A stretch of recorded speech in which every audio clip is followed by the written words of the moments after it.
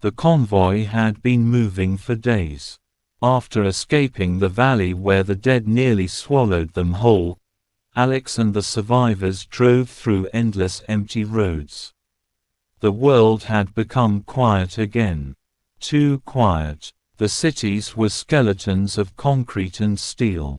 Windows shattered. Cars abandoned. Fires long burned out. Inside the lead truck, Alex gripped the steering wheel tightly. Fuel was low. Food was running out. And winter was coming. Behind him, the convoy had shrunk. 2 trucks and 1 armored pickup were all that remained. Then suddenly, the radio cracked. Static. Everyone froze. No one had heard a signal in weeks. Alex slowly reached for the radio knob. More static. Then a voice. Weak. Distorted. Any survivors? This is Haven. Repeat. This is Haven. The truck went silent. Haven. Alex grabbed the microphone. Repeat your message. For a few seconds, nothing happened. Then the voice returned. We have power, water, farmland. If you can hear this, follow the old highway north. The signal died. Alex looked at the others. A place with power, food, maybe even safety. But nothing in this new world came without a cost. Could be a trap, Marcus said from the passenger seat. Alex nodded. Maybe, he replied. But it's the only hope we've heard in months. Behind them, the ruined highway stretched into the fog. And somewhere ahead was Haven. The convoy followed the broken highway north for 2 days. The road passed through empty farmland and dead towns. Then they saw it, rows of shattered solar panels stretching across a massive field. Thousands of them. Most were broken, burned, covered in dust and ash. But some still glowed faintly in the sun. Alex stopped the truck. This used to power a city, Marcus said quietly. If they could repair even a few panels, they could have electricity again. Lights, radios, maybe even heat. For the first time since the apocalypse began, hope appeared, but the silence of the field felt wrong. Too still. Then they heard it, a growl. Slow, low, shapes began rising between the panels. Dozens of them. The dead, the gray skin torn by sun and time. Eyes empty, but still hungry. Alex grabbed his rifle. Looks like we're fixing solar panels later, he muttered. The dead began moving toward them.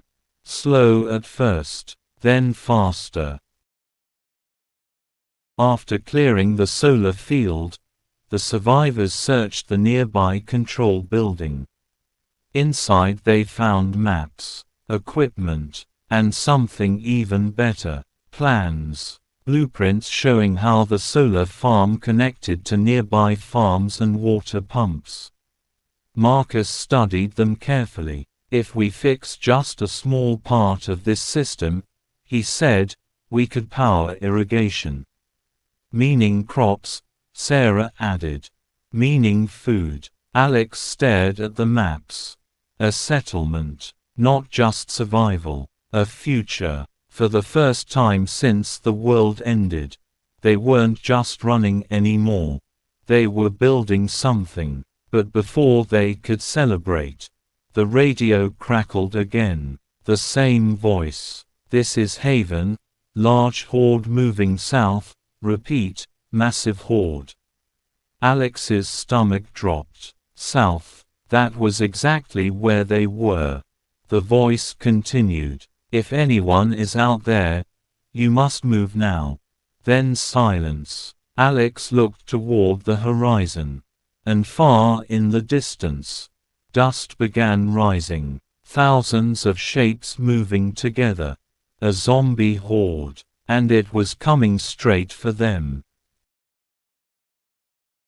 The survivors worked through the night.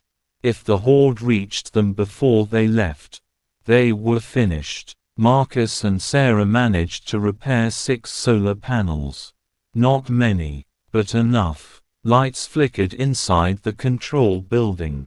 For the first time in months, electricity returned. Alex smiled. But the celebration didn't last long. From the hill nearby they could now see the horde clearly. Thousands of dead, moving like a dark river across the land. Slow, but unstoppable. They had hours, maybe less. Alex climbed into the truck. "Load everything," he ordered. "Where are we going?" someone asked. Alex looked north, toward the place from the radio. Toward Haven. "If that signal is real," he said, "it might be the last safe place left in this world." The engines roared to life. The convoy rolled forward again. Behind them, the solar field lights glowed in the darkness. A small spark of civilization. But the dead were coming. And the road ahead would decide everything. The convoy left the solar field behind. 3 vehicles rolled slowly through the darkness. Their headlights cut thin tunnels through the fog. No one spoke. Everyone knew the truth. The horde was still coming. Even miles away, Alex could feel its presence like a storm chasing them across the land. Inside the truck, Marcus watched the fuel gauge. "Half a tank," he said quietly.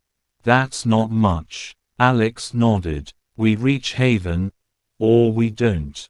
The road ahead twisted through empty farmland. The moon revealed broken tractors, collapsed barns, and silent houses. Places where people once lived. Now nothing remained. Then suddenly the radio cracked again. Static. Then the voice. "This is Haven. If anyone hears this, the North Bridge is destroyed. Do not take the main road." Alex leaned forward. "What bridge?" But the signal cut again. Marcus unfolded the map they found at the solar station. "There's only one bridge north of here."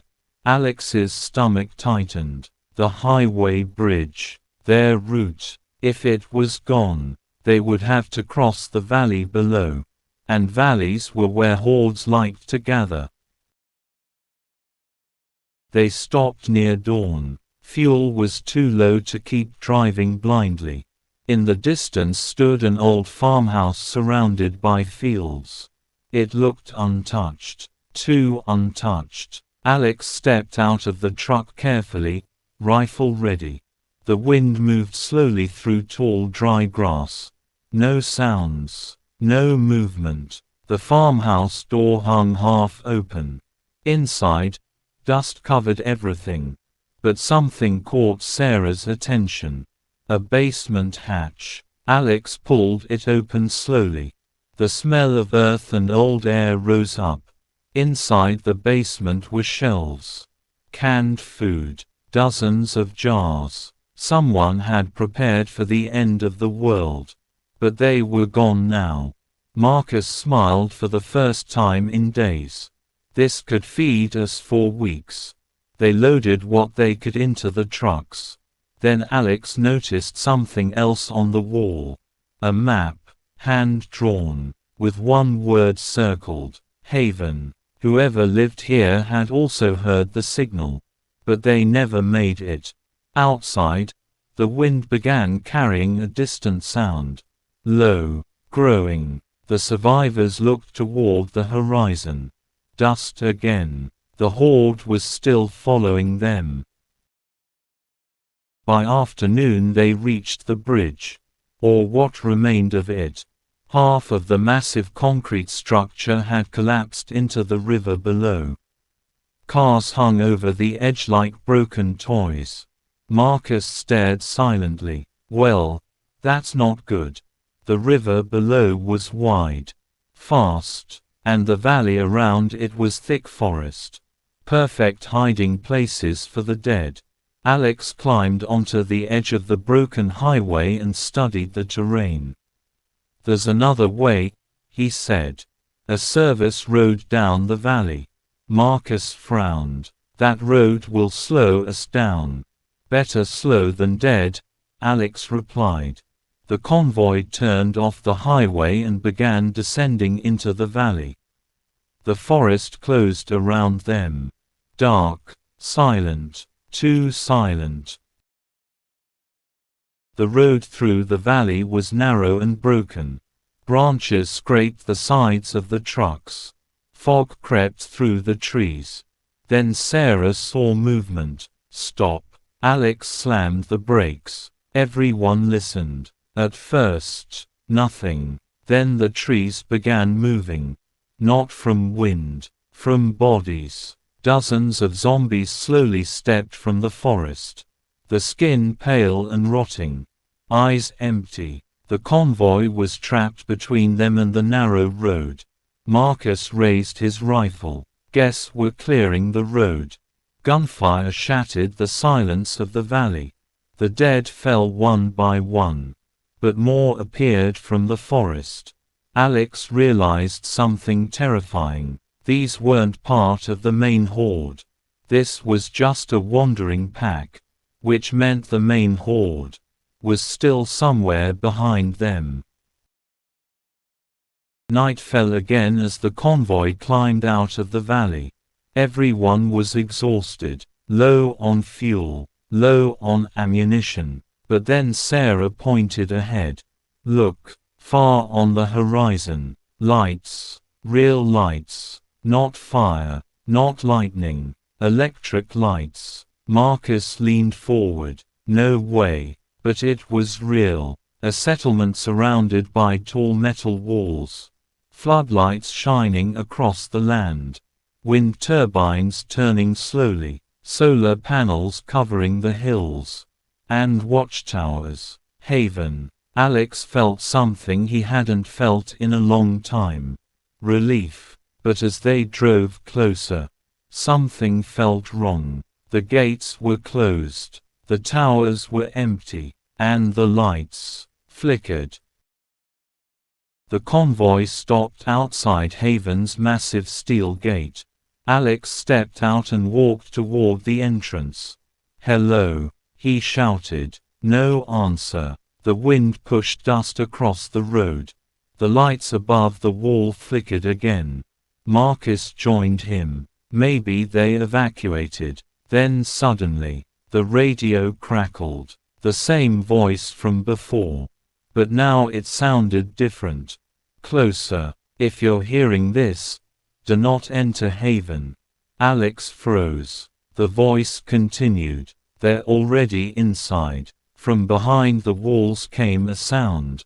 Low, growing. Thousands of voices. Not human. The dead. Haven had fallen. And Alex realized something horrifying. The massive horde following them was heading straight here. The sound behind the gate grew louder. Scratching, moaning, thousands of dead voices pressing against metal. Alex stepped back slowly. "So Haven is gone," Marcus whispered. Sarah looked up at the watchtowers. No guards, no movement. Then something unexpected happened. A small side door on the wall opened. Just a crack. A weak voice came from inside. "Quick, before they hear you." Alex and the others froze. "Who's there?" Alex asked. The voice answered immediately. "Survivors. Not many left." Alex exchanged a look with Marcus. It could be a trap. But behind the walls the dead were already clawing and pushing. If Haven truly had fallen, then these people might be the last survivors inside. The door opened wider. A woman stood there holding a rifle. Her face was pale and exhausted. "Hurry," she said. "If they break through the inner gate, this place is finished." The convoy quickly drove inside. The heavy door slammed shut behind them. For a moment, silence returned, but it didn't last long. From deeper inside Haven came another terrible sound. Gunfire, screaming, and the roar of a massive horde. Alex looked at the woman. "You said there were survivors." She nodded slowly. "There are." Then she pointed toward the center of the settlement. "But they're trapped." Haven was bigger than Alex expected. Rows of buildings, solar towers, greenhouses, water tanks, everything needed to rebuild civilization. But now it looked like a battlefield. Barricades blocked the streets, burning vehicles lit the darkness. And in the distance, hundreds of zombies poured through a broken security wall. Survivors were fighting desperately to hold them back. Gunfire echoed across the settlement. Marcus stared in disbelief. This place had everything. Alex nodded. And it still might. He grabbed his rifle. "Where are the rest of your people?" The woman pointed toward the central tower. "Command building. That's where the last group is."